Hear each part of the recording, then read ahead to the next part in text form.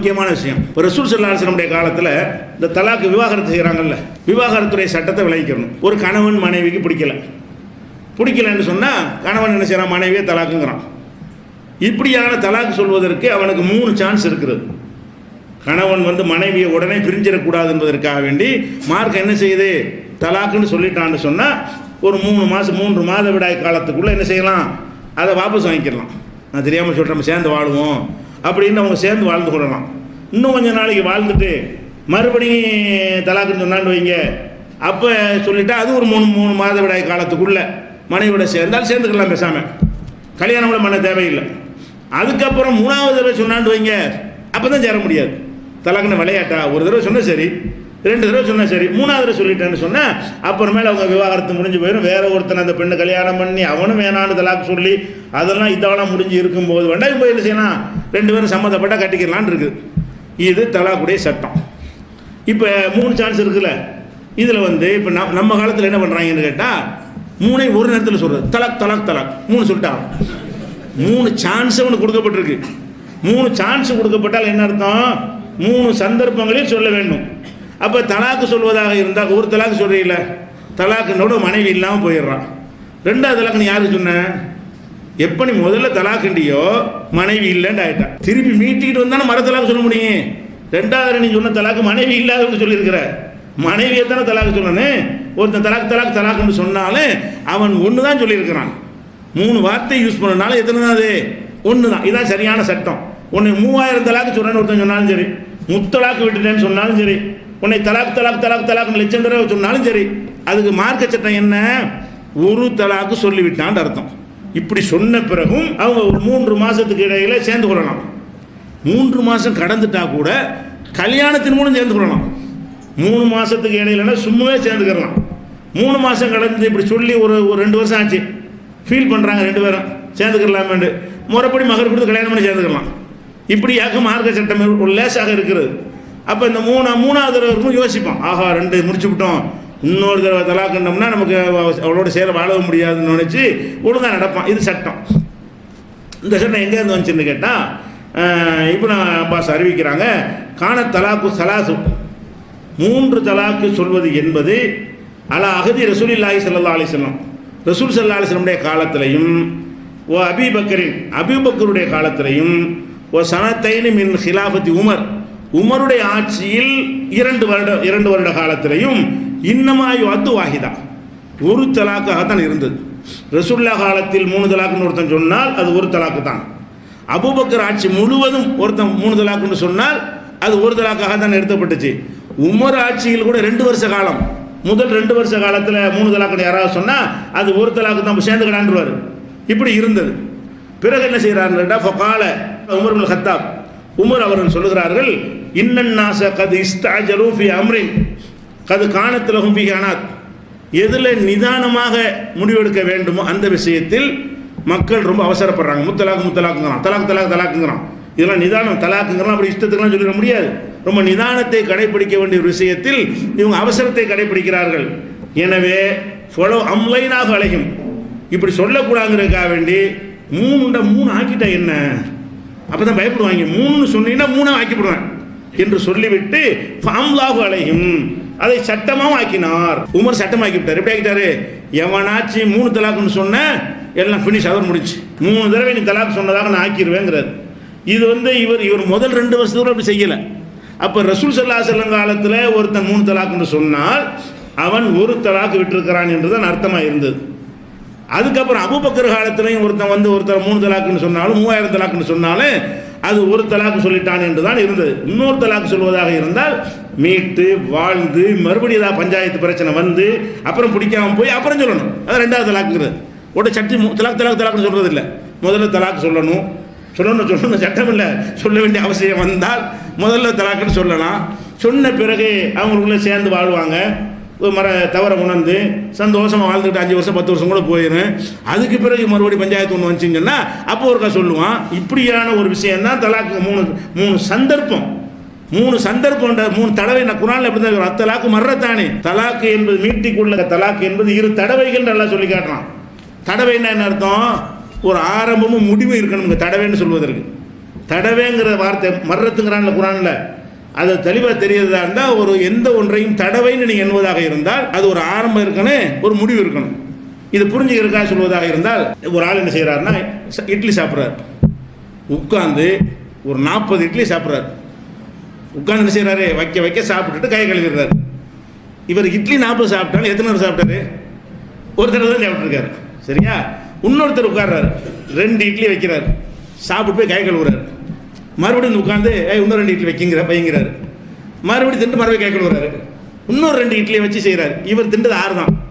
எத்தனை தடவை? 3 தடவை. 40 திண்டவர் ஒரு தடவை, 6 திண்டவர் 3 தடவை திண்டுருக்காருங்கிறோம். இது ஏன் 3 தடவை ஆகுது? தடவைன்னா ஒரு முடிக்கணும், கையை கழுவுறத முடிக்கிறது.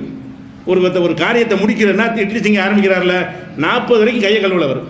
கையை கழுவாத வரைக்கும் ஒரு தடவை தான். இப்போ எந்திரிச்சு போய் கையை கழுவிட்டார்னா ஒரு தடவை முடிஞ்சிருச்சு. உட்கார்ந்து கையை கழுவுறாருல 2 தடவை ஆகுது. அப்போ தடவைன்னா என்ன வரணும்னு கேட்டால் ஒரு ஆரம்பம், ஒரு முடிவு வரணும். குளத்தில் ஒருத்தன் குளிக்கிறான், 2 மணி நேரம் ஊடுறான் எரும மாடு மாதிரி. எத்தனை தடவை குளிச்சான் இவன்? ஒரு தடவை தான் குளிச்சான். ஒருத்தன் என்ன செய்யறான், இறங்குறான், வெளியே வரான், தலையை தோட்டுறான், இறங்குறான், தலையை தோட்டுறான். இப்படி ஒரு 5 நிமிஷத்துல 3 தடவை செஞ்சுட்டான். இவன் 3 தடவை குளிச்சாங்கிறோம். 2 மணி நேரம் தண்ணியில் ஊறினவன் ஒரு தடவை குளிச்சான். 5 நிமிஷத்துல ஏறி இறங்கினவனே எத்தனை செய்யறோம்? 3 தடவை குளிச்சுட்டாங்கிறோம். எதுக்கு அப்படி சொல்றோம்? இவன் அதை முடிக்கிறான். குளித்தல் என்பதற்கு உள்ள இறங்குறது ஆரம்பம், முடித்தல் என்பது தலையை தோட்டுறது. தோட்டின்னு மரப்பை இறங்குறான். ஏன்னா 2வது தடவை குளிக்கிறான், அவனை போட்டு கேட்கணும். அப்போ தடவைன்னு சொன்னால் ஒரு ஆரம்பம் இருக்கணும், முடிவு இருக்கணும். இப்போ தலாக்குன்னு சொல்லிட்டீங்கள, முடிவு எங்க? முடிவில் அப்படி நான் லட்சம் சொல்லிட்டு ஒன்றுக்குள்ளே நிற்கிறது. 40 இட்லி திங்கிற மாதிரி தான் இது. ஒரு தடவை தான் இது. நீ 40 இட்லி திண்டாலும் எத்தனை தடவை? ஒரு தடவை தான் நீ தின்றுருக்கிற. அப்போ தலாக்குங்கிறத இன்னொரு தடவை சொல்வது எப்போ வரும் என்று கேட்டால், தலாக்கு சொல்லிவிட்டேன், உன்னை மீட்டி விட்டேன், அப்புறமேட்டு தான் மறு தலாக்கு வரும். மீட்டின பிறகு தலாக்கு சொல்றதுக்காக மீட்டுவான். ஒருத்தன் மீட்டிட்டானா வாழ்வான், சந்தோஷமாக வாழ்ந்து ஏதாவது பஞ்சாயத்து பிரச்சனை மறுபடியும் ஒத்து போவாதுன்னு வரும்போது மறுபடியும் தலாக்குன்னு சொல்லுவான். இதுதான் தலாக்குடைய தாத்பரியம். அதுக்கு தான் மர்றத்தானி, தடவைங்கிற வார்த்தை எல்லாம் யூஸ் பண்ணுறான். இது மார்க்கத்து சட்டம்னு வைங்களேன். இப்போ என்ன பிரச்சனை என்றால், குர்ஆன்லையும் தெளிவாக இந்த விஷயம் இப்படி இருக்கிறது. ரசூல் ஸல்லல்லாஹு அலைஹி வஸல்லம் காலத்தில் யாராவது 3 தலாக்குன்னு சொன்னால் அதோட உங்களுடைய உறவு முறிந்து விட்டுன்னு சொல்ல மாட்டாங்க. 3 தலாக்குன்னா நீ ஒரு தலாக்கு தானே சொல்லிடுற, சேர்ந்துக்கப்பா அப்படி சொல்லுவார்கள். அபூபக்கர் காலத்தில் இந்த மாதிரி முத்தலாக்கு சொல்லிட்டேன், 3 தலாக்குன்னு சொல்லிவிட்டேன், தலாக்குன்னு சொல்லிவிட்டேன் அப்படின்னு சொன்னாரே. ஆனால் அதனால ஒன்றும் பண்ண, ஒரு தடவை தான் சொல்லிடுற, நீ 3 தடவை இந்த வார்த்தையை சொன்னாலும் தடவை ஒன்று தான் பாது என்று அபூபக்கர் காலத்தில் இருந்துச்சு. உமர் காலத்தில் இப்படி தான் இருந்தது ஆரம்பத்தில். இவர் என்ன செய்கிறார், உமர் அவராக ஒரு காரணத்தை கற்பிச்சு கொண்டு, இவருக்கு எதுக்கு அர்த்தம் தலாக்குங்கிறாங்க, அவசரப்படுறாங்க, நிதானமாக இருக்க வேணாமா, இனிமேல் எவனாச்சும் 3 3 ஆக்கிடுவேன் அப்படின்னா கூட ஒரு எச்சரிக்கைன்னு வச்சிடலாம். ஆக்கிடுவேன்னு சொல்லிட்டு ஆக்கி விட்டாரு. அதான் பச்சை, ஆக்கிடுவேன்னு சொன்னால் கூட ஒரு பயம் காட்டுறதுக்கு சொன்னார்னு எடுத்துக்கொள்ளலாம். இனிமேல் யாராவது முத்தலாக்கு என்று சொன்னால் நான் முத்தலாக்கு ஆக்கிடுவேன் அப்படின்னு சொல்லிவிட்டு அப்படி சட்டமாக ஆக்கினார் அப்படின்னு வருது. இது இப்னு அப்பாஸ் அறிவிக்கிறாங்க. முஸ்லீமில் 2689 ஹதீஸ், அதுக்கு பிந்தின 3 ஹதீஸ் வரிசையாக வருது. அப்போ இதில் என்ன நம்ம விளங்குறோம் என்று கேட்டால், நபி ஸல்லல்லாஹு அலைஹி வஸல்லம் காலத்தினுடைய நடவடிக்கை என்னன்னு தெளிவாக தெரியுது. அதுக்கு மாத்தமாக உமர் அவர்கள் சட்டம் போடுறாங்க. மாத்தமா இல்லையா? மாத்தமாக செஞ்சார் நம்ம சொல்லிட்டோன்னு வைங்களேன், உமர் மாத்தமாக செஞ்சாருமாங்க அப்படின்னு யார் முஸ்லீம் இமாம் சொல்கிறாரு. மாத்தமாக சொன்னார் என்று முஸ்லீம் இமாம் பதிவு பண்ணியிருக்கிறாரு. இதை சொன்னவர் இப்னு அப்பாஸ், ஹிப்ருல் உம்மா, இந்த சமுதாயத்தில் மேதைன்னு சொல்கிறோமே அந்த இப்னு அப்பாஸ் தான் அறிவிக்கிறார். இட்டுக்கிட்டலாம் சொல்ல மாட்டார் உமர் மேலே. இது சொன்னவர் இப்னு அப்பாஸ், இதை பதிவு செஞ்சது முஸ்லீம்ங்கிற நூலில் எடுத்து சொல்கிற வேலை நம்ம வேலை. நம்மளே என்ன செஞ்சோம், உமர் மீறி விட்டாராம், ரசூலுல்லாஹ்வுக்கு எதிராக சட்டம், அப்படி வாசம் அவர் தானே சொல்லியிருக்கிறாரு. இனிமே எவனை அவசரப்பட்டால் சட்டமாக்கிடுவேன்னு சொல்லிட்டு சட்டமாக்கி விட்டார். அப்போ ரசூல் காலத்தில் இருந்ததுக்கு மாற்றமாக சட்டம் போட்டார் என்று சொன்னால் அவருடைய நோக்கத்துக்காக வேண்டி அல்லாஹ் அவரை மன்னிக்கலாம்.